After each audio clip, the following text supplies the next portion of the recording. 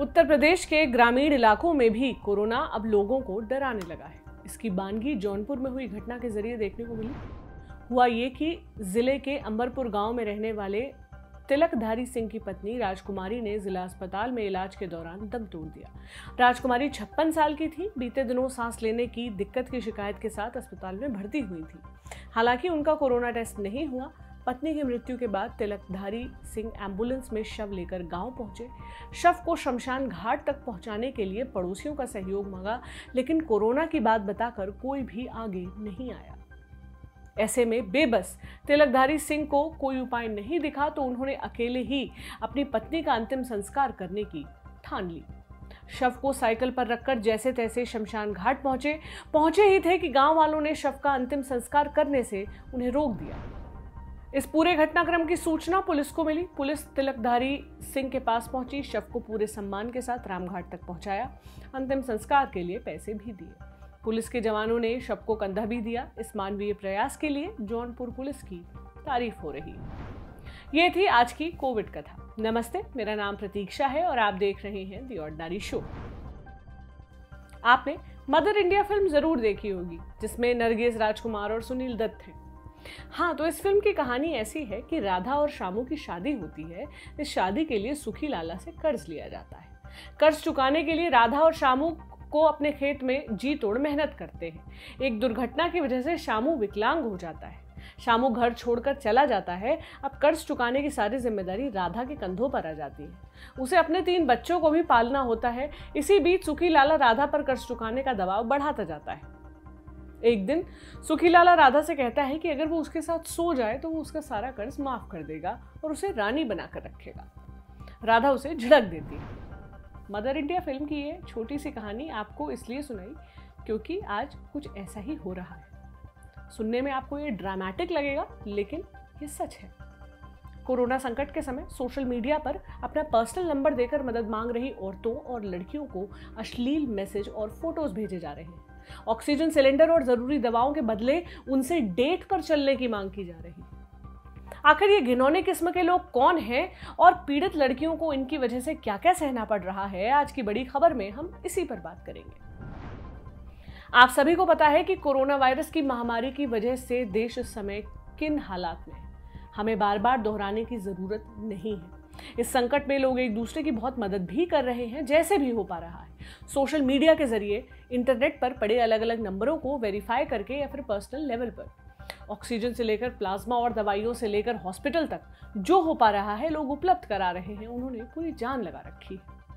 इंसानियत और इंसानों की फिक्र करने वाले इन लोगों में कुछ महामारी के एकदम शुरुआती से दिन से सक्रिय रहे, चाहे इंडियन यूथ कांग्रेस के अध्यक्ष श्रीनिवास हो या आम आदमी पार्टी के विधायक दिलीप पांडे या फिर बीजेपी विधायक हर्ष वाजपेयी। इन तीनों लोगों ने अपनी क्षमता से कहीं आगे जाकर हजारों लोगों को मदद पहुंचाई है। ये तो सिर्फ उदाहरण है, ऐसे और बहुत लोग हैं। सोशल मीडिया के ब्लू टिक वाले पत्रकार और राजनीतिक कार्यकर्ता भी अपनी क्षमता के अनुसार लगे हुए हैं। हमारे और आपके जैसे साधारण लोग भी लगे हुए हैं। और बात सिर्फ सोशल मीडिया तक ही सीमित नहीं है। पर्सनल लेवल पर कुछ लोग ग्राउंड पर भी मदद के हाथ आगे बढ़ा रहे हैं। बीते दिनों मध्य प्रदेश बालाघाट से एक खबर आई। यहाँ की डॉक्टर प्रज्ञा छुट्टी लेकर घर आई थी। नागपुर में एक अस्पताल में वो काम करती हैं। जब उनकी कोविड की ड्यूटी लगी तो अस्पताल ने उन्हें संदेश भेजा। लॉकडाउन लगा था, आने जाने का साधन नहीं था। ऐसे में डॉक्टर प्रज्ञा ने अपनी स्कूटी उठाई और 180 किलोमीटर सिर्फ अपनी ड्यूटी निभाने के लिए, पेशेंट्स की मदद करने के लिए, मरीजों की जान बचाने के लिए वो स्कूटी से ही निकल पड़ी। ऐसी और भी कहानियां हैं जहां किसी बीड़ी बनाने वाले सीएम राहत कोष में 2 लाख रुपए दान दे रहे हैं, या किसी युवा लड़की ने कोरोना संक्रमण का खतरा उठाते हुए मृतकों का पूरी मानवीय गरिमा के साथ अंतिम संस्कार कराया, या फिर संतरे बेचने वाले करोड़पति बने किसी प्यारे खान ने 85 लाख रुपए की ऑक्सीजन अलग अलग अस्पतालों को पहुंचाई और इस मानवता के प्रति अपना कर्तव्य बताया। लब्बोलुआब यही है कि लोग आगे आए और एक दूसरे की मदद की। लेकिन इस बीच कुछ लोगों ने अपने व्यक्तित्व का ऐसा पक्ष सामने रखा जिसे सिर्फ और सिर्फ घिनौना कहा जा सकता है। जरूरी सेवाओं की कालाबाजारी करने वाले लोग तो इस दुनिया के सबसे क्रूर लोग हैं ही, लेकिन मदद मांग रही लड़कियों को अश्लील मैसेज और फोटो भेजने वाले लोग सिर्फ और सिर्फ घिनौने। बीते दिनों मुंबई में रहने वाली एक लड़की ने सोशल मीडिया पर मदद मांगी। उसे अपने घर के किसी सदस्य के लिए प्लाज्मा की जरूरत थी। लड़की ने सोशल मीडिया पर अपना फोन नंबर भी डाल दिया ताकि मदद करने वाले सीधे उससे संपर्क कर सके, लेकिन फोन नंबर डालना उसके लिए ट्रॉमा बन गया। कई लोगों ने लड़की के मैसेज को आगे बढ़ाया, इसके साथ ही उसका नंबर भी अलग अलग लोगों के पास पहुंच गया। इनमें से कुछ लोगों ने उसे अश्लील मैसेज भेजने शुरू कर दिए। लड़की ने बताया कि मैसेज में लोग उसकी दूसरी फोटोज मांगने लगे। एक ने कहा कि वो तभी मदद करेगा जब लड़की उसके साथ डेट पे चलेगी। ये सिलसिला यही नहीं रुका। लड़की ने बताया एक साथ कई लड़के वीडियो कॉल करने लगे, व्हाट्सएप पर अपने प्राइवेट पार्ट्स की तस्वीरें भेजने लगे। एक लड़की जिसके घर के सदस्य को मेडिकल हेल्प की जरूरत थी, उस समय भी ये लोग बस अपने प्राइवेट पार्ट्स के बारे में ही सोच पा रहे थे। इस भयानक घटना के बाद लड़की ने पुलिस में शिकायत की। सोशल मीडिया पर जिन लोगों ने उसका मैसेज शेयर किया था उनसे कहा कि मैसेज हटा दें, और फिर दूसरी लड़कियों से अपील करते हुए कहा कि वो अपना पर्सनल फोन नंबर कभी भी सोशल मीडिया पर शेयर ना करें। हमने दिल्ली एनसीआर में रहने वाली एक और पीड़िता से बात की। हमने जब उन्हें फोन मिलाया तो वो काफी डरी हुई थी। हमारी बात उनकी दोस्त से हुई। उन्होंने बताया कि उनकी सहेली के साथ जो हुआ है वो उसे पूरी तरह से भुला देना चाहती है। कुछ दिन पहले उन्होंने सोशल मीडिया पर मदद मांगी, अपना नंबर डाल दिया। इसके बाद उनके पास सैकड़ों कॉल्स और मैसेजेस आए। ये मैसेजेस अश्लीलता से भरे हुए थे। इस पूरे घटनाक्रम के बाद पीड़िता काफी डरी हुई है। पुलिस से भी संपर्क किया। फिलहाल लोगों से बात करने में वो कतरा रही है।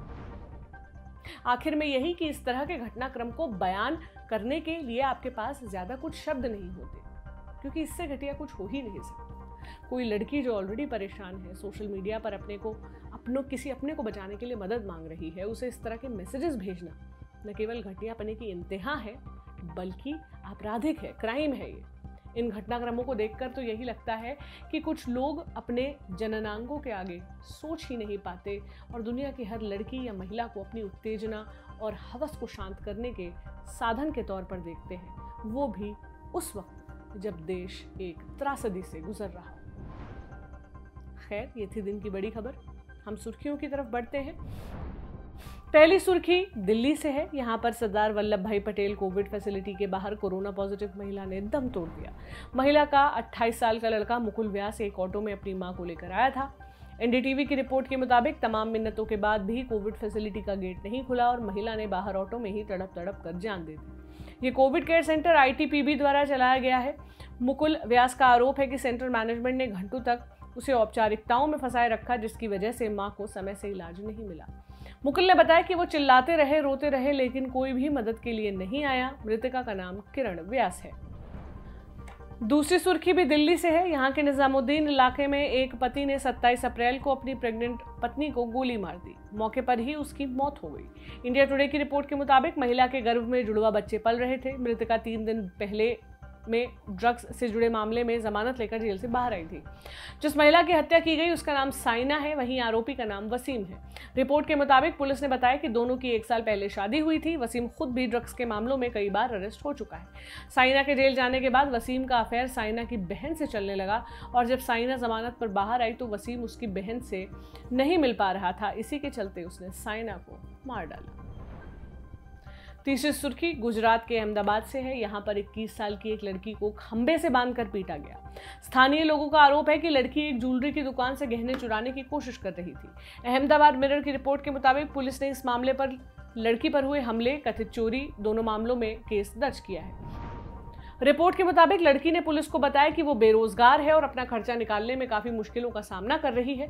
उसने बताया कि कुछ समय पहले उसे एक आदमी से मिलना था जिसने उसे ब्लैकमेल किया और ज्वेलरी चुराने के लिए कहा। पुलिस का कहना है कि जिन लोगों ने लड़की को पीटा है उनकी शिनाख्त की जा रही है। तो ये था ऑर्डिनरी शो। आपको ये शो कैसा लगा हमें कमेंट बॉक्स में कमेंट कर जरूर बताएं। बड़ी खबर पर अपने विचार जरूर रखें।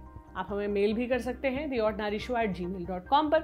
हमारे चैनल को सब्सक्राइब करें, बेल आइकन को टच कर दें ताकि नोटिफिकेशंस आपको मिलते रहें। इसके अलावा हमें फेसबुक, ट्विटर और इंस्टाग्राम पर भी फॉलो करें। सभी के लिंक्स आपको डिस्क्रिप्शन में मिल जाएंगे।